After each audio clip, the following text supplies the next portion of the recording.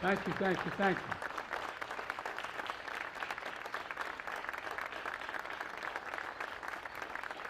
Now, I assume you're standing in case you have to run when the rain starts.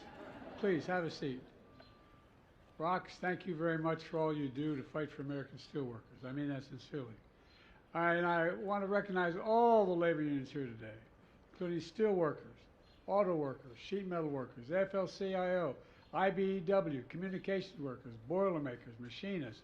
I'm proud, as Rox said, to be labeled the most pro-union president in American history. You heard me say it before. Wall Street's important, a lot of good folks there, but they didn't build America. The middle class built America, and unions built the middle class. Folks, leaders from key American industries are here as well, including steel, aluminum, solar, semiconductors, automakers, and members of my cabinet are here as well. Janet Yellen, the front row is Murderer's Row here.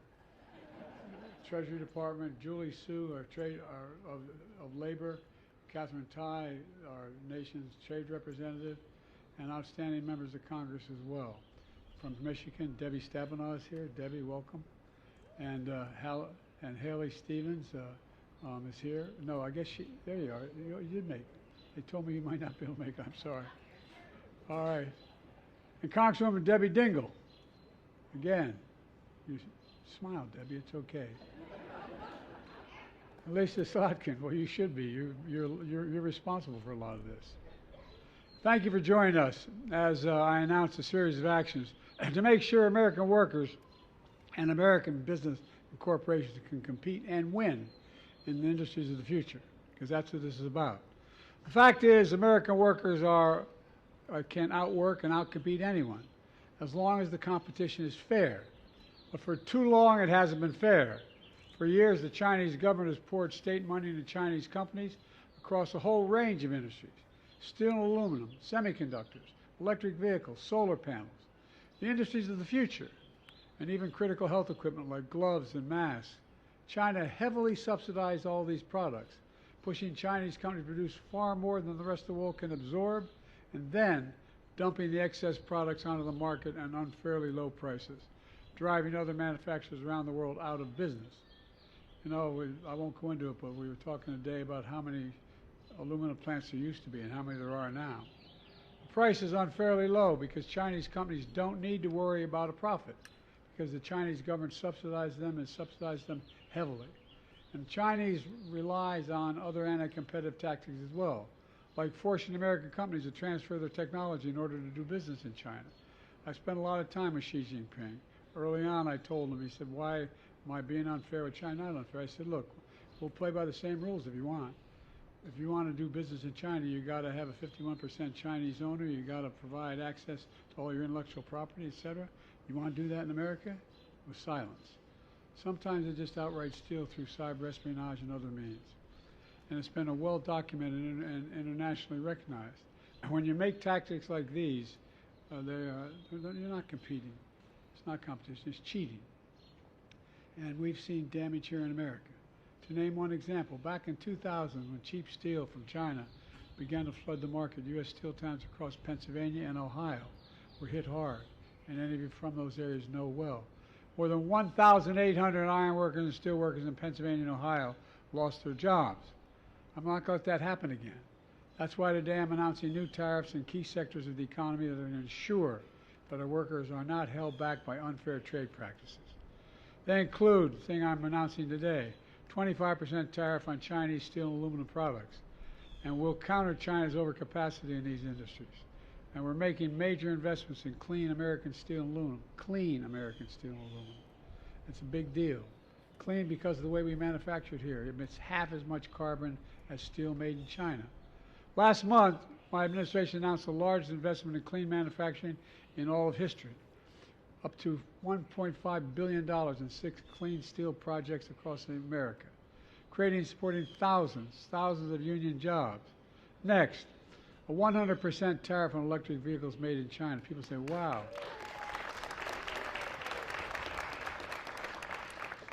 Because we're not going to let China flood our market, making it impossible for American auto manufacturers to compete fairly. We're also implementing a 25% tariff on electric vehicle batteries from China and a 25% tariff on critical minerals that make those batteries. Folks, look, I'm determined that the future of electric vehicles will be made in America by union workers, period. And we'll do it by following international trade laws to do it. American companies are investing tens of billions of dollars in electric vehicles and batteries.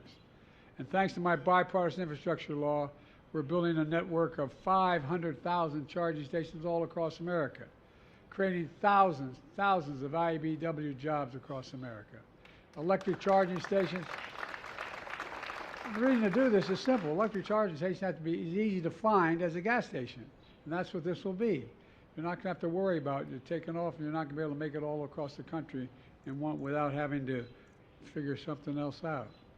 Our partners around the world are making similar investments. They also want supply chain for electric vehicles that isn't dominated by unfair trade practices from China.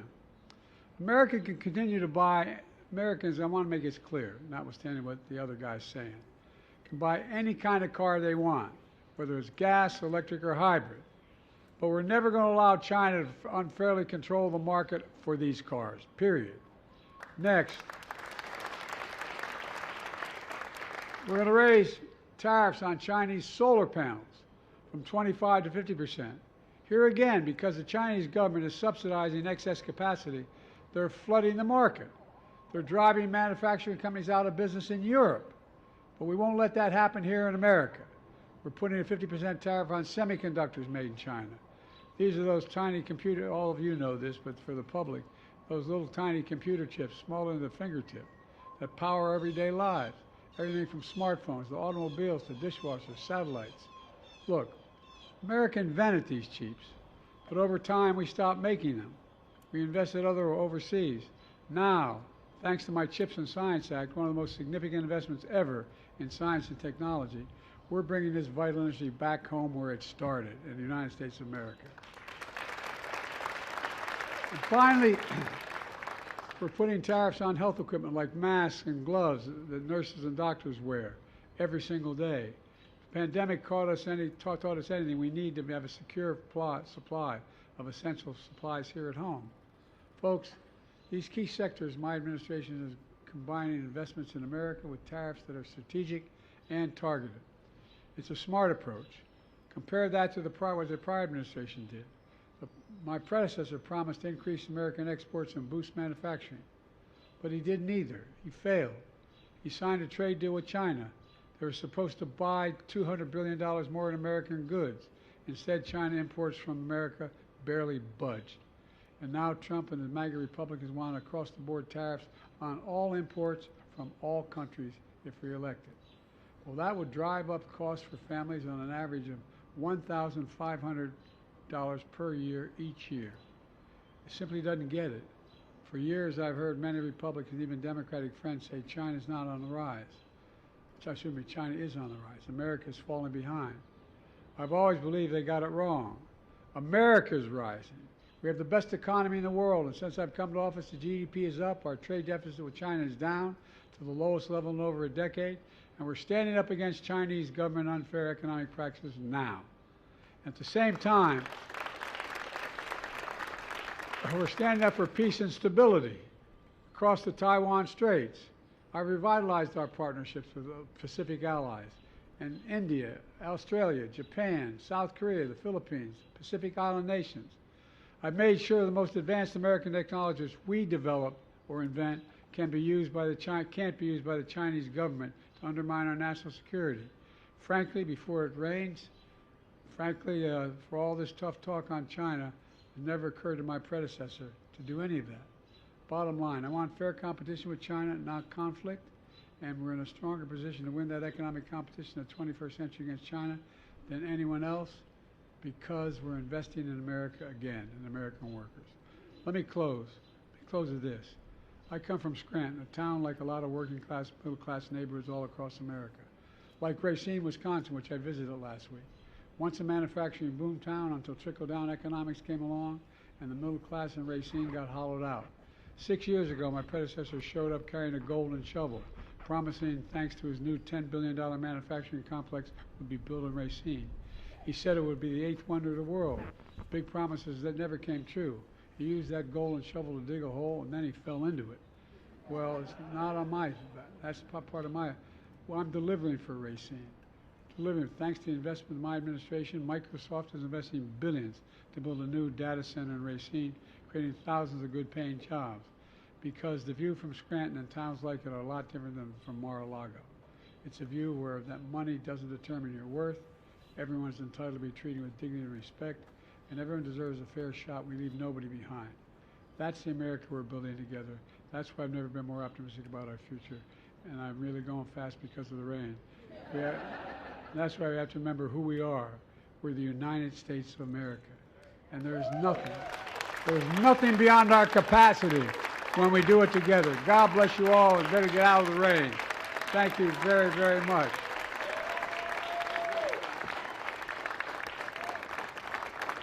Thank you. Oh, we got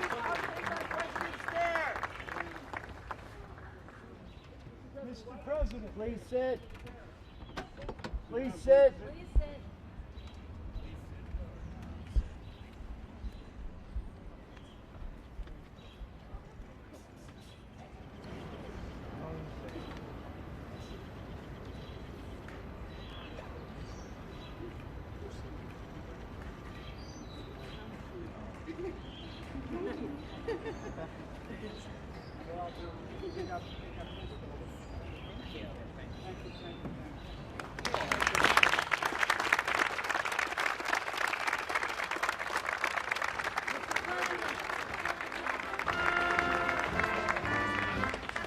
Mr. President, Trump said today China is eating our lunch. What do you say in response?